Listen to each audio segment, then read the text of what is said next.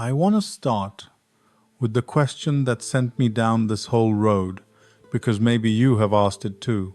How is it that a small Okinawan garden, a plot you could walk across in 10 steps, outproduces an American backyard 4 times its size? I did not believe it at first. I figured it was the climate, or some special seed, or just good pictures. So I went looking.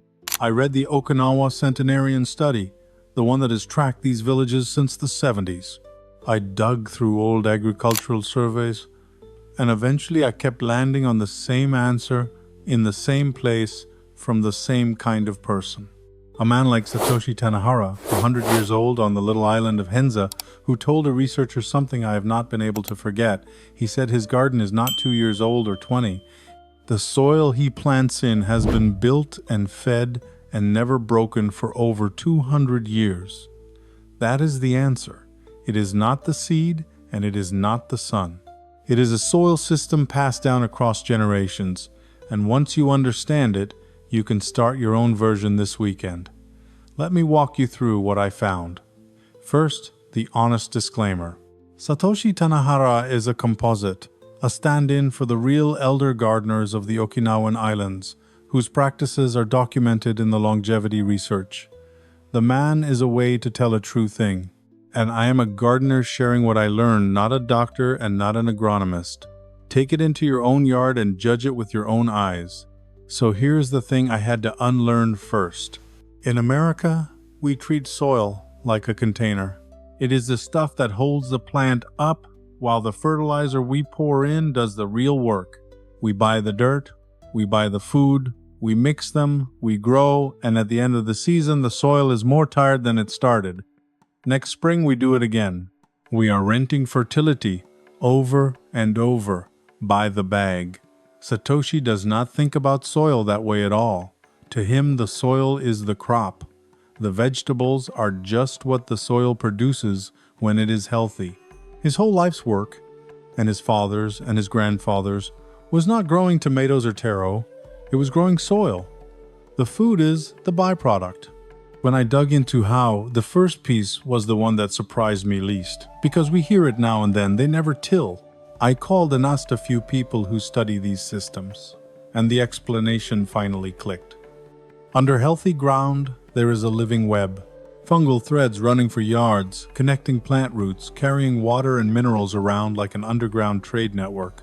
Earthworm tunnels, microbe colonies in the billions. That web is what actually feeds a plant the slow, balanced way it evolved to be fed. And every time you turn the soil over with a tiller or a spade, you shred it. You cut the fungal threads, you collapse the tunnels, you expose the microbes to air and sun that kill them. Then you wonder why the soil seems dead and needs more fertilizer.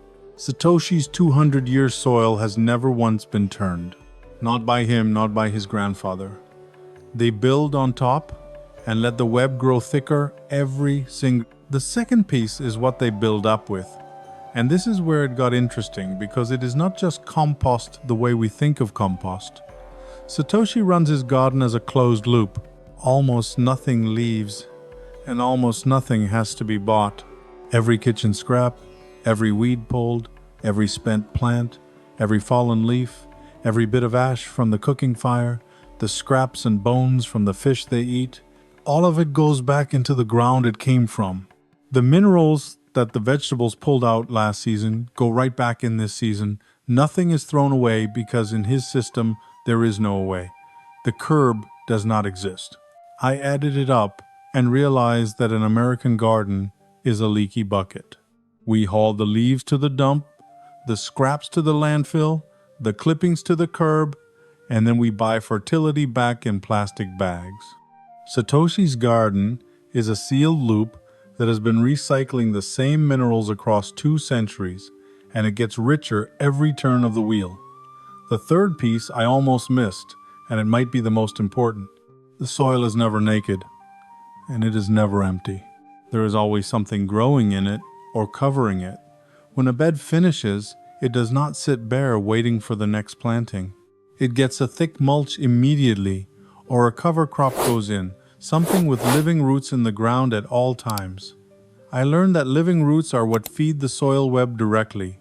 A growing plant leaks sugars out of its roots to feed the fungi and microbes around it, and in exchange they feed the plant minerals. Bare soil starves that web and lets the sun cook it. So Satoshi's ground is always clothed, always rooted, always feeding its own life, even between crops. In a Sunbelt summer, this is doubly true, because bare soil in Texas or Florida, heat turns to dead dust in a week. While covered, rooted soil stays cool and alive an inch down. Now put those three together, and you start to see why the productivity is so high. The soil is deep, because 200 years of building up has made a layer of black living earth that goes down a couple of feet instead of the 4 sad inches most of us have. It is rich, because every mineral the garden ever pulled up has been returned to it in a closed loop.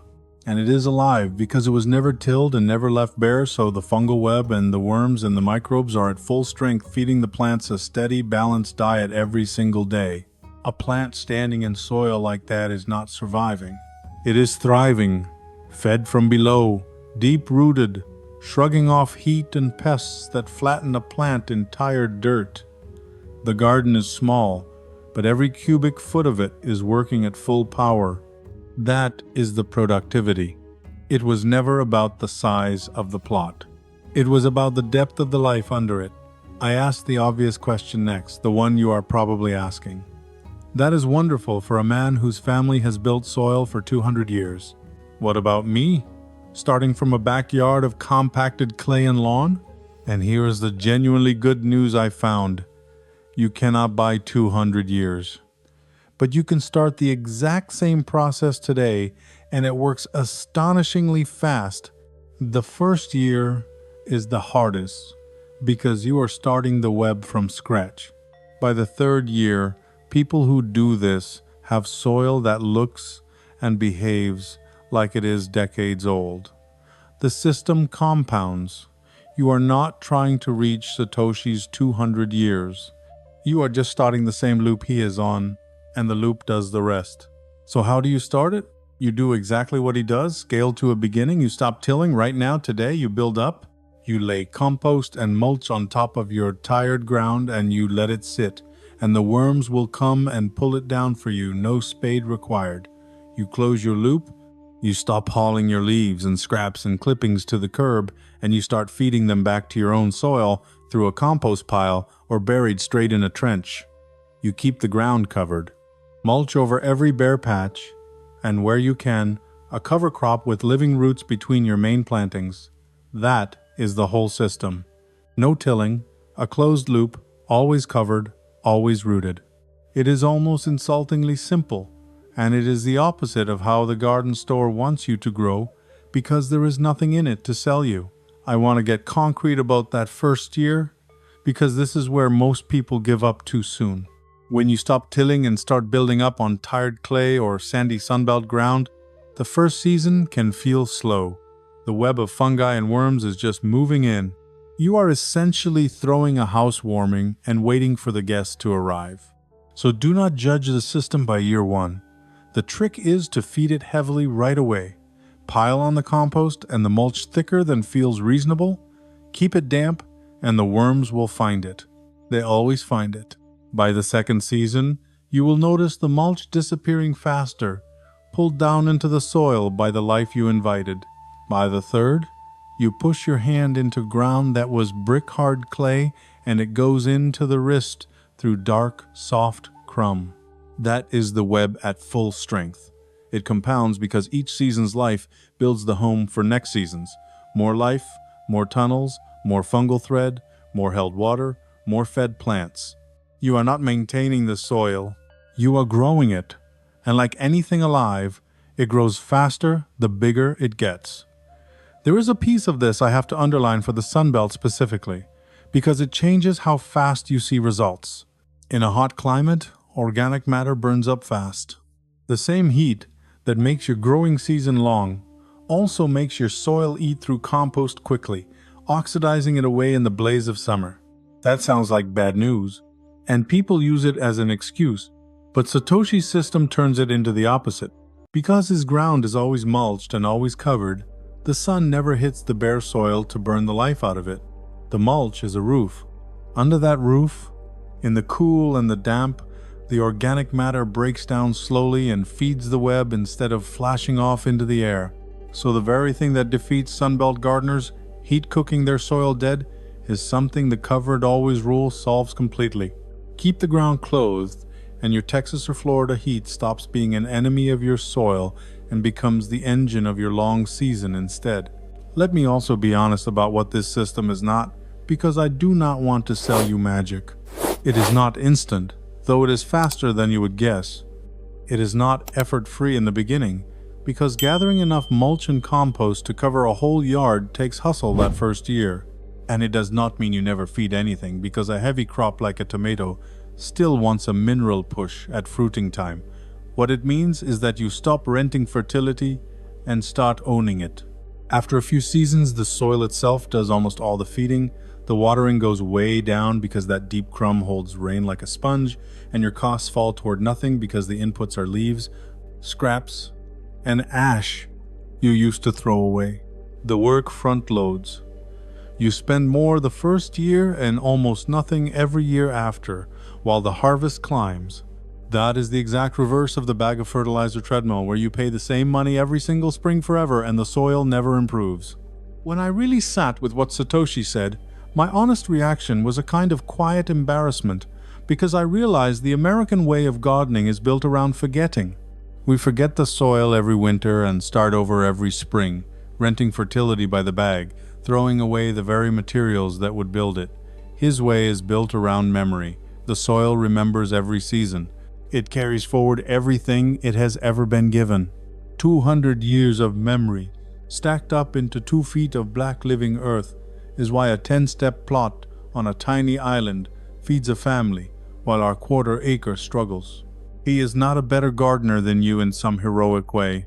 He just inherited a soil that nobody ever broke, and he had the sense not to break it himself. I kept asking the people who study these gardens one stubborn question. If this is so simple and so cheap, why does almost no one in America do it? The answer I kept getting was not really about gardening at all. It is about how we were taught to think. American agriculture, and the home gardening that copied it, was built around inputs you buy. The fertilizer, the spray, the tiller, the bagged soil, because there is an industry on the other side of every one of those that needs you to keep buying. There is no industry on the other side of a closed loop. Nobody profits from you mulching your own leaves and saving your own scraps and never tilling. So that knowledge was not exactly hidden, it just stopped being taught because there was no money in teaching it. Satoshi's village never went through that. They never got disconnected from their own soil by a supply chain, so they never forgot. The lawn and garden industry would lose a great deal if every American backyard ran on a 200-year loop instead of an annual shopping list. That is most of the reason this feels like a secret, when it is really just the oldest common sense there is. And I want to give you one more practical handle on it. The simplest possible way to start tomorrow if all of this feels like a lot. You do not have to redesign your yard. Pick one bed, stop tilling it forever, starting now. Cover it with a few inches of compost and then a thick blanket of mulch on top. Then, from now on, feed that bed everything your kitchen and yard produce: the coffee grounds, the vegetable scraps, the fallen leaves, the grass clippings, the eggshells, instead of sending any of it away. Just one bed. Run as a closed loop, never broken, always covered. Watch what that single bed does over 2 or 3 seasons next to the rest of your garden that you grow the old way. That comparison will convince you far better than I can, and it costs you nothing but the decision to stop throwing things away. Satoshi started with one patch too, the patch his ancestors handed him. Yours just starts later. The loop does not care when it begins. It only cares that you do not break it. There is one more thing I found that I keep thinking about. Satoshi is 100 years old, and he is still feeding this soil, still building it up, still planting cover crops he knows will mostly benefit whoever gardens this ground after he is gone. When a researcher asked him about that, he said the soil was lent to him, not given, and you return a thing better than you borrowed it. That is the part you cannot buy and cannot rush. The productivity everyone marvels at is really just 2 centuries of people refusing to take more from the ground than they put back. The vegetables are almost an afterthought. The real crop, the one they have been growing for 200 years, is the soil itself. So if that question has ever nagged at you, how are these little gardens so productive? That is the answer I found at the end of the road. Not seeds, not climate, not luck. A soil system that is never tilled, always fed in a closed loop, and never left bare, compounding quietly across generations.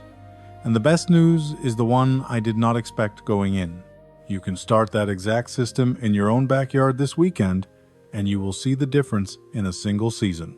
If you want this laid out as a real step-by-step plan for the American backyard, how to start the loop, what to mulch with, which cover crops work in your zone, it is all in the handbook linked down in the description.